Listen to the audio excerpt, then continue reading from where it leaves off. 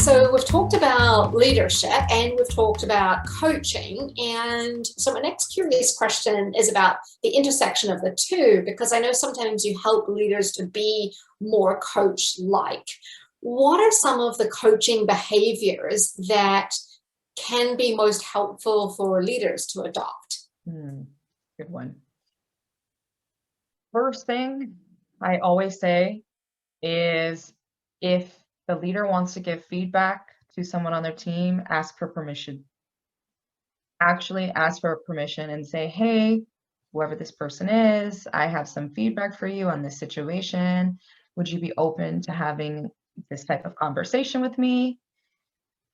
You need to get a yes before you go in and start giving people feedback. I always recommend that because then you have a better chance of the feedback landing really positively, whether it's positive feedback or constructive, it doesn't matter. So that would be my first thing. And that is very coach-like, is asking for permission to have those types of conversations. The other thing that I work on is, of course, the active listening and the empathy. So a lot of people will say, well, I listen. I know how to listen really well. That's 90% of my job.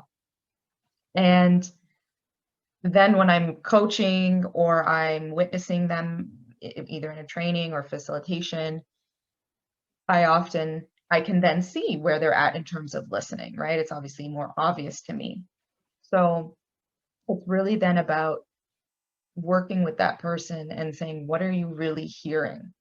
Like, let's pause for a second. What are you really hearing from this conversation? What are you picking up? What are you taking away? What are you sensing? And so really working on not just what you're hearing of words, but what does your sense say? Like, where do you think that this person is coming from? What place are they coming from? Because we all have this innate ability of sensing, of empathy and compassion and intuition. And so I work on using kind of those skills within the coaching to really gain more of an awareness for that person as well. So that would be another thing that I definitely look at. And it's just really about, I think, how much does your team trust you, you know?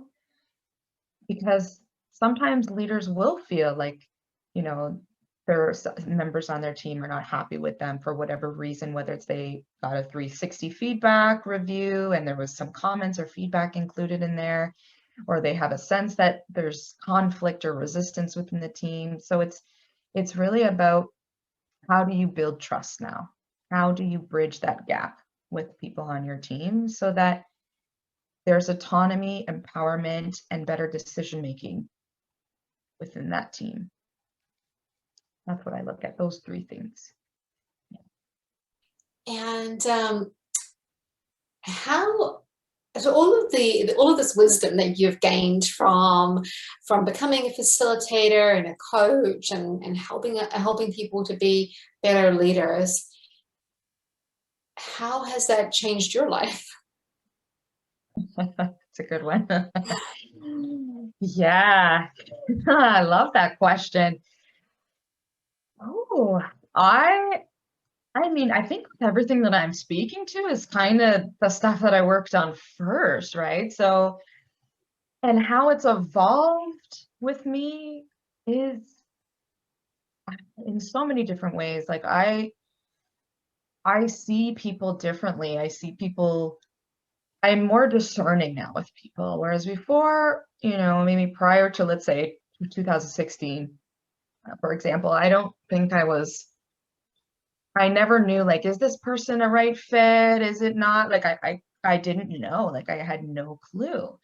And I think based on the work that I've done with myself and what I've learned over time is because now I recognize more of who I am and what I want, and that's more clear to me, I am now able to kind of see the good in others and not be so judgmental off the bat and not react so much as I maybe used to prior to, and just learn how to respond. And I feel like I'm a lot more clear of like, oh, this is definitely a good fit. It feels good. This is not a good fit. Here's why. So things like my values, you know, connecting my decisions to my values now, which I'm now more aware of what they are. My relationships have improved immensely, where I think, before I would get upset over something that someone said and I'd let it like fester for a long time. And now I'm just like, that's not about me. Like, like it's really not about me at the end of the day. It's where that person is at in their perception as well. So definitely improve my relationships. And I think the other thing I very much see is my confidence. So even just the mere fact of some of the work that I've been doing in the past year, I couldn't even ever imagine me doing. Like it was like too far up the high ladder for me to imagine at this point. So that confidence piece is definitely something that I see greater.